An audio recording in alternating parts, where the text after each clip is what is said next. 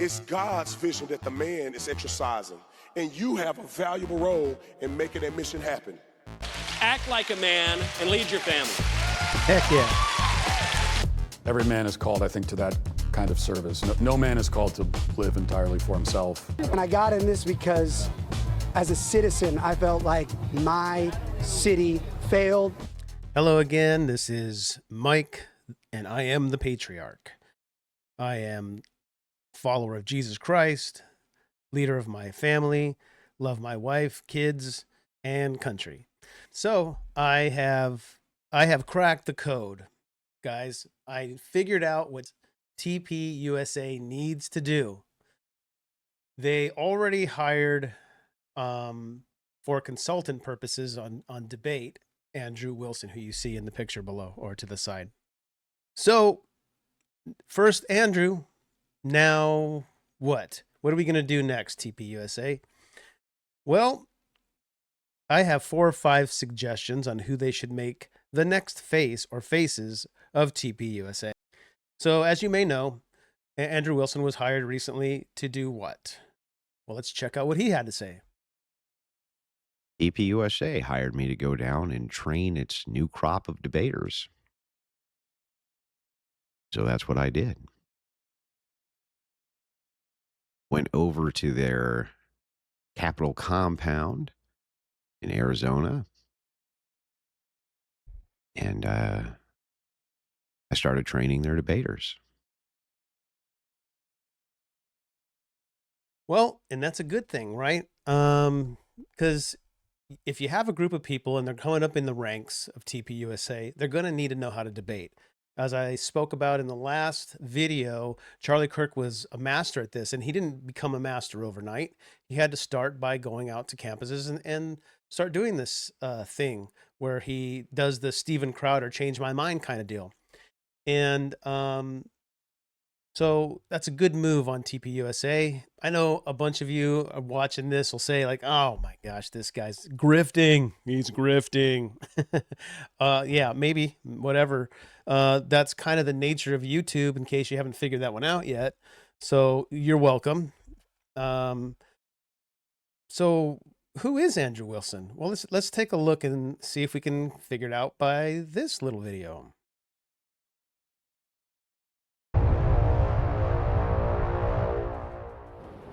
Well, I'm known as maybe the premier blood sport debater on the right-wing side. Bloodsport. I debate almost every issue imaginable from a Christian foundational view, including politics.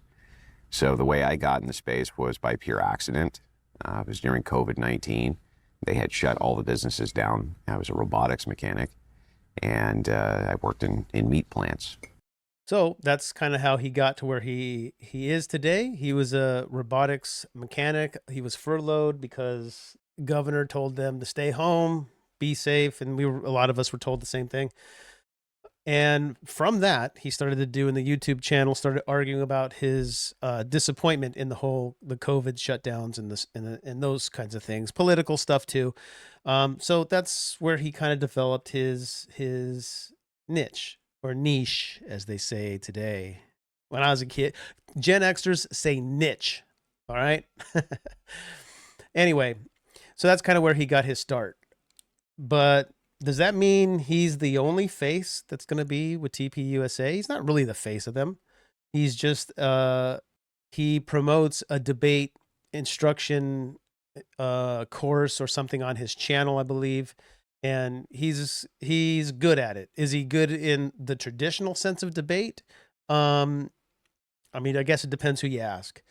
But for YouTube standards, he works out quite well. Very entertaining. He's doing fine. And he's a Christian, so that's a good thing. So that's going to be the important thing. When TPUSA is looking to have another face for their organization, it's going to have to be somebody who's a Christian, like Charlie was, somebody who's a devoted father, somebody who's politically conservative, somebody who is pushing for the betterment of society through the building up of a proper family. And that's something that these gentlemen, I believe, have in common. So let's take a look at my first suggestion. And you'll notice up here in the corner, he's already speaking at an event. So what this appears to be is he is a contributor, meaning that TPUSA calls him up and says, hey, Brandon, we'd like you to come to this conference and speak. So let's take a look at what Brandon has to say. If you marry a bad woman, you're going to have a bad life. I'm just telling you right now. Some of y'all will thank me later. You marry a wife like I got, a wife like Charlie Kirk has. When you marry a woman that believes in God, that believes in you, that allows you to lead according to the way God has established it, you will be the greatest man that you could ever imagine. You will lead properly. Yep. You will have vision from God, and you will change the world. And Yes. Young women, don't think this is an indictment on you somehow. It's not. Because when you follow your husband, you're really not following him, you're following God's mission in him. And that's what a leader does. A good godly man Some does that. people, they get it confused. They think that somehow it's the man that has the vision. It's really not. It's God's vision that the man is exercising. And you have a valuable role in making that mission happen. There is no mission that a man will accomplish without a good wife. So, an important biblical concept is to be equally yoked, meaning the man and the woman are believers in Christ. If you do that, that's what he's speaking of right here.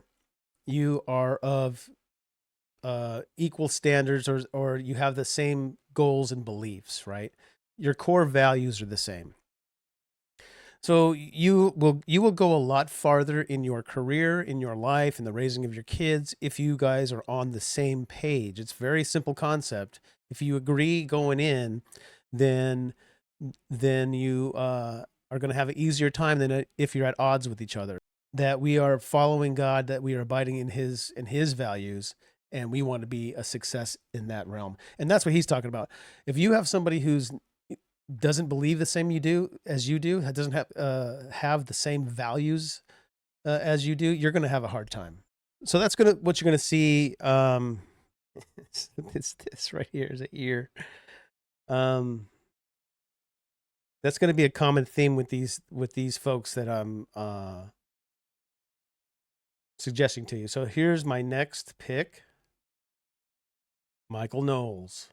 As you can see, again, he's speaking with Turning Point in this particular clip. Also a contributor. He's got his own thing going on like Brandon Tatum does. But let's see what Michael has to say.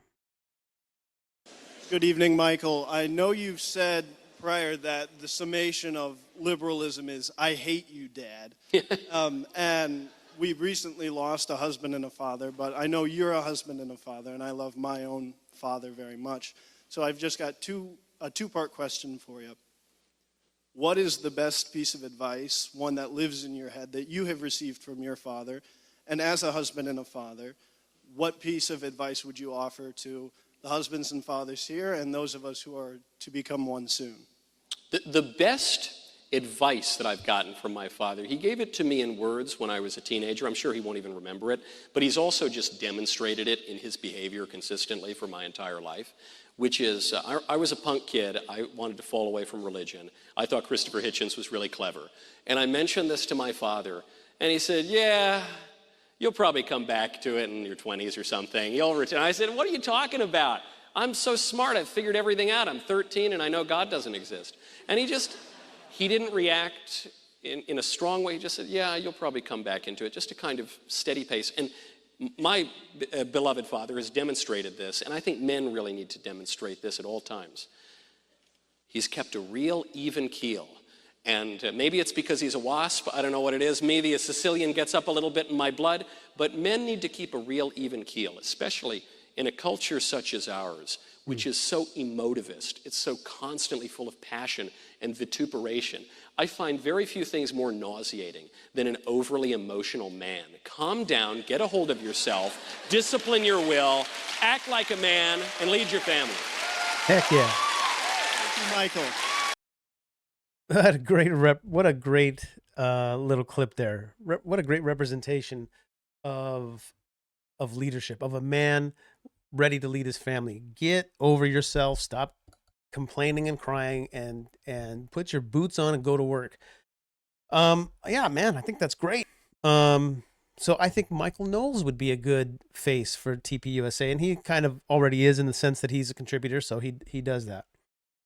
The next guy is also with the Daily Wire, as Michael Knowles is, and his name is Matt Walsh. And I've followed him for a while. This guy's pretty on point, unapologetic. He's all about masculinity, and I think that's kind of a key point with TPUSA. What they need to focus on is a man that is a man, that you're able and willing to say the things that need to be said. You don't have to be a jerk about it. You just have to be strong in your convictions. And if you believe in the Lord, you just need to say you believe in the Lord, and you need to speak his words the way he wants you to speak his words. And I think Michael Knowles does that, and I think also right here Matt Walsh does that. So let's hear what he has to say. Or does it take something more to be a man? I think, well, it's kind of two different questions. There's what is a man or what is a woman, and the answer in the most literal biological sense is woman is adult human female, man's adult human male. And so I think that is not a complicated question. That's a very simple question. That's the what is. Maybe the question that you're driving at, and the thing that takes us deeper, is what does a man do? You know, I always say that I think a man is someone who's called to be a father. That's like the ultimate expression of you as a man, of your manhood is as a father. It's just that can take on different forms. And for most men, like guys like you and I, our vocation to fatherhood takes the form of like the literal biological sense of being a father. You have kids. There are going to be other men who are called to other forms of fatherhood, like we talked about the priest and Rudy. That's a form of spiritual fatherhood, which fulfills that vocation as well. Every man is called, I think, to that kind of service. No man is called to live entirely for himself. Every man is called to serve. Every man is called to serve. Man, that's a powerful statement. Men do have an inner calling to be a father. And in being a father, how can we be any better of a father than be like the Father who was father to us in heaven? I just think that it's important. This is the core of society.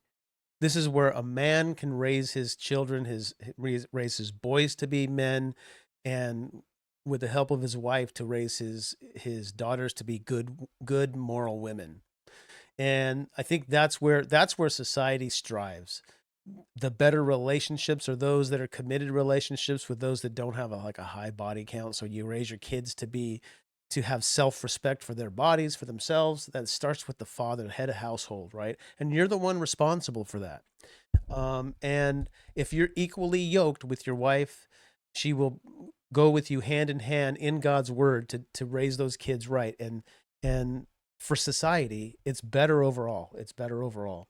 And he makes some great points right there. So not only should the face of TPUSA be a good father, a good role model, a good man, a strong man and a strong presence, but he should have some kind of aspirations, as do most of these people, all of them, as a matter of fact, have a political drive. The reason that is because if you're going to be a part of society, the way you can best contribute as a male is and if you're a father, to raise your kids to be strong, upright, righteous men who not only live to raise good kids, but they live to serve, as Matt Walsh was saying. And you serve your community by by leading a good household and raising good children. So let's take a look at my last suggestion. Surprise, surprise, it's Spencer Pratt. And I only say that because I barely remember him from when he was in his he was an actor in some show. I don't even remember the show, The Hill or The Hills or whatever it was. And I think he did a few reality shows, I think.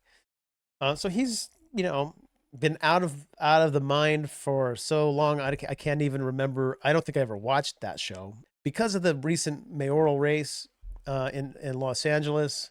It's put him on the map as a face for conservatism. He's a registered Republican. He was going to run as an independent, or not even an independent, but a run as non-disclosed, or whatever they call that. But let's hear what he has to say. And I got in this because as a citizen, I felt like my city failed myself, my neighbors, my family. And when I got on this mission now, I look around and the city's failing most of Los Angeles. And now I'm in all these communities and I'm hearing everyone's issues and problems. So, what is the common thread? There's a couple. These are all God-fearing men. They've all claimed to be Christian, claim to be conservative. They are men that are willing to speak up, and that's the key component that I want to focus on. Each one of these men, Andrew Wilson included, at the beginning, he's already the face, right? He's already the new guy. The reason he made it is because he was in a tough situation, being held at home, and he decided to speak out and use his platform, or build his platform on YouTube, and just started talking. Matt Walsh, similar thing. He was a radio talk show host somewhere in back east, and I want to say Maine or something like that. And he developed his, well, he probably always had that voice, but what he had was an ability to speak, and as the radio talk show thing was kind of going in and out, or he was just being a DJ, I guess. But anyway, as that was, it's kind of hard to land that job and keep it and be on top. He just started doing YouTube stuff, probably Instagram, Facebook posts from his car, sitting in his car, ranting about politics, what he thought about things, and it was an avenue where he could express himself. Brandon Tatum, he used to do he used to audit, or not audit, but I guess it was kind of like an audit of video surveillance with cops, like body cam footage, arrests and stuff like that, because he's a former police officer. He was doing that, and then he got kind of more and more into the political thing and stepped up and started speaking out on that. And Spencer Pratt, same thing. His house was burned down because of the Palisades fire, and the mismanagement, gross, negligent mismanagement of the Los Angeles government and the state government forced him to speak out about this stuff. I think the next big face of TPUSA needs to be nobody. Yeah, nobody. I don't think they need to have a next big face. The face of TPUSA was Charlie Kirk. I don't think they need to have a big single person, because then you run into the same problem should the crazy ass left do what they did to Charlie, right? And I'm not saying all of the people that are the left out there did this, but there is that lunatic fringe that has done this thing. So you run in that same problem, right? If you have one person that is the face. And you don't need to have just one person be the face. You could be, as TPUSA, the central hub of conservative beliefs and values, both for men and both for women, right? So that's my take on it. Let me know what you think in the comments below. Like, share, and subscribe, man. And I love seeing the interaction in the comments, even though there's a lot of grifter talk being thrown around and crazy Christians, and that's all good. It's all good, and I love it. So let me know what you think. As always, I love you guys. The Lord that I serve sees you and loves you. Amen. Next time.